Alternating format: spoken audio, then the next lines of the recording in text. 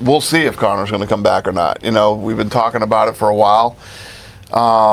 Yeah, we'll see. We'll see how it plays out. What's going on, fight fans? We've got some massive news breaking in the MMA world. Dana White just dropped a bombshell announcement last night. Israel Adesanya is officially booked to take on Joe Piper at UFC Seattle, going down March 28th. Plus, we've got updates on Paulo Costa's move to light heavyweight, Dana's latest business deal, and some wild takes from Bryce Mitchell. Let's jump right into it. So the big story, Israel Adesanya versus Joe Piper, is happening at UFC Seattle. Now, Piper's coming into this fight hot, riding a 3-fight win streak. His last outing, he locked up a rear naked choke on Abus Magomedov in round 2. Absolutely dominated. Meanwhile, Izzy's in a tough spot. He's dropped 3 straight fights, with his latest being that brutal second-round TKO loss to Nusardine Imavov. Not the position you want to be in as a former champ. After the announcement, Izzy posted a promo clip on X. Piper also shared his thoughts on Instagram about being blessed for the opportunity against one of the greatest middleweights of all time, and how hard work and self-belief can pull you out of dark times. Honestly, this could be a dangerous fight for Izzy. Piper's got momentum, he's hungry, and Izzy needs to prove he's still got it. In other Seattle news, Alexa Grasso is set for a rematch with Macy Barber at the same event. These two first clashed back at UFC 258 in 2021, and Grasso took that one by unanimous decision. Should be a banger. Next up, Paulo Costa is officially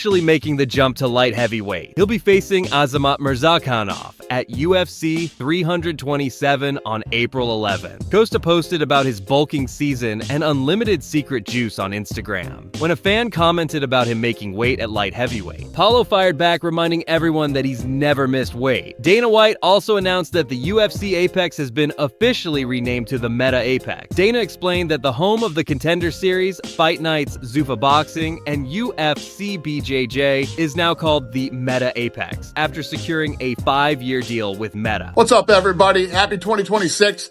So as we go into the new year, the home of the Contender Series, the home of some Fight Nights, the home of Zuffa Boxing, UFC BJJ will now be called the Meta Apex. We've done a 5-year deal with Meta. So welcome to the new Meta Apex. Big corporate money coming into the UFC yet again. The Meta Apex has a nice ring to it, honestly. This facility has become such a huge part of the UFC's operations, so securing a major partnership like this makes total sense from a business standpoint. Now, Ariel Helwani had some thoughts about Dana White's recent appearance on CBS Mornings, where he was promoting UFC 324. Ariel believes Dana's become disconnected from the MMA community and isn't as invested in the sport as he used to be. I'm not trying to be Mr. Negative Nancy. I'm not trying to be that guy. I'm not trying to parse through I promise you I'm not. But I just couldn't believe how disconnected and how disinterested he seemed in the product. He seemed so disinterested in the product that I couldn't believe he's on with, the CBS This Morning crew. And it's a very fluff interview. I mean, it's as mainstream as he'll get, right? It's their equivalent of Good Morning America. And he's asked at one point, he says that Amanda Nunes versus Kayla Harrison is the greatest female fight of all time. Why is it the greatest female fight of all time? And he just goes, well, Kayla, and we can't show you the clip because we don't want to get dinged for it, but he basically just says like, well, Kayla's she's a medalist, doesn't remember that she's a gold medalist, doesn't even remember that she's a 2-time Olympic gold medalist. And she won in another organization, and she won in the UFC, and she's fighting Amanda Nunes, who's the GOAT, and so it's the greatest female fight of all time. Like, doesn't tell you about Olympic gold, doesn't tell me that they're former teammates, doesn't tell you that Amanda's retiring and coming back and wants to fight none of that stuff. It's so easy to sell this. It is so easy to sell this. A few months before Justin Gaethje got booked against Paddy Pimblett for the interim lightweight title, Gaethje said he'd retire if he didn't get a title shot. In a recent interview, he admitted he was speaking emotionally and even suggested his manager Ali Abdelaziz played a role in that moment. There was rumor that you'd said if you didn't get a title shot next that you might retire. Was there any truth to that? And if so, is giving you this interim title shot kind of said, okay, I feel like I'm getting what I deserve now? Well, I definitely, I got what I asked for. It was more my manager put me in that, but I probably said it, but it was, we're emotional beings, and we're petty. We don't get to where I'm at or where these fighters are at without being petty I take things personal, and I thought I had earned something. And so I was trying to stand up. All right, this next one is wild. Bryce Mitchell shared a new conspiracy theory this week. He claims many of the world's top podcasts have fake view counts. Bryce pointed out that his first podcast episode got millions of views. You know, the controversial one we can't really discuss. While his follow-up episodes are only getting a few thousand views. Hey, your favorite podcaster is a Fed. That's right. That podcaster that you watch with tens of millions of views on every episode and always has the most esteemed guests around the world coming into their show, yeah, they're a Fed. And I know this because I've been in the podcast industry here for about 6 months, and that's all it took me to realize that it's all fake. See, my first podcast episode ever had hundreds of millions of views. It literally went worldwide, and most of the people in the world agreed with me. A few idiots that are sensitive and behind, they got offended. But most people agreed with me. So I had hundreds of millions of views on my first episode. Episode number 2, bam, 2,000 views. So my episode views go from millions, tens of millions, hundreds of millions, worldwide attention. Episode 1, episode 2, boom, nothing. I'm just telling you, everything is censored. Damn near every one of them podcasters are Feds.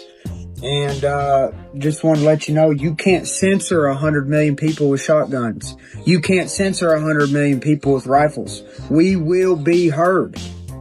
The day's not come yet, but when the day comes, we'll be heard. So y'all stay strong. They're going to censor us. They're going to tell us we're nothing. They're going to make fun of us.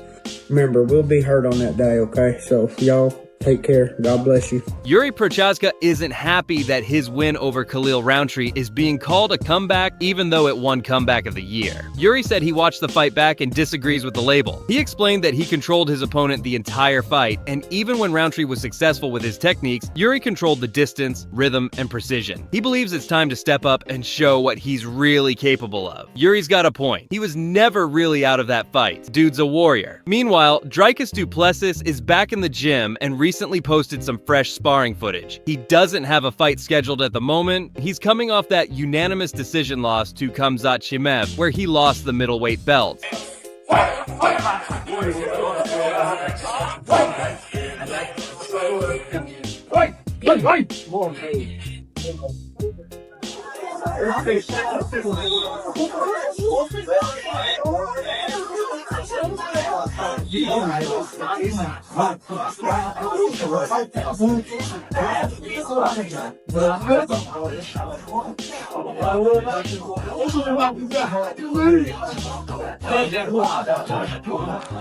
Francis Ngannou's coach, Eric Nixick, is hoping Francis and Dana White can eventually work things out. Nixick believes that deep down, Dana actually likes Francis, and probably wishes he was still in the UFC, especially considering the current heavyweight division situation. Nixick explained that his relationship with people is based on how they treat him personally. He says Dana has been nothing but nice to him, and he wishes that Francis and Dana could mend their fences on a personal level. Kayla Harrison has reportedly pulled out of her scheduled bantamweight title defense against Amanda Nunes at UFC 324. She's dealing with a neck injury, and reports are saying she might need surgery. Right now, it's unclear if the UFC will find a replacement for Nunes or just reschedule the whole thing for later. Tough break for Kayla, especially considering all the hype around this fight. That wraps up today's MMA news. Make sure to subscribe and hit that bell icon so you don't miss any uploads. Drop your thoughts in the comments below. What fight are you most excited for? Thanks for watching, and I'll see you in the next one.